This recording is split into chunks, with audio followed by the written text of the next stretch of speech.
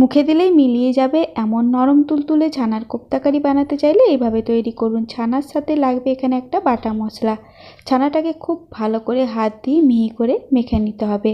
অর্ধেকটা সেদ্ধ আলু, পরিমাণ মতো নুন, জিরে গুঁড়ো, অল্প একটু চিনি, সাথে 1 চামচ ময়দা, 1 চামচ কর্নফ্লাওয়ার দিয়ে খুব ভালো করে মেখে নিতে হবে। এইভাবে গোল গোল রসগোল্লার আকারে করে নিয়ে মাঝখানে একটু ফুটো করে কাজু কিশমিশ ভরে দেবেন, তাহলে খেতে ভালো লাগবে।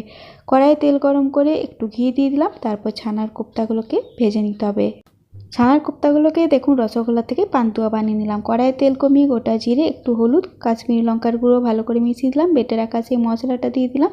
মশলাটাকে ভালো করে কষিয়ে নিয়ে তারপর টক দই দিয়ে কষিয়ে নিলাম। জিরে গুঁড়ো, ধনে গুঁড়ো, পরিমাণ মতো চিনি, নুন দিয়ে আরও ভালো করে কষাতে হবে।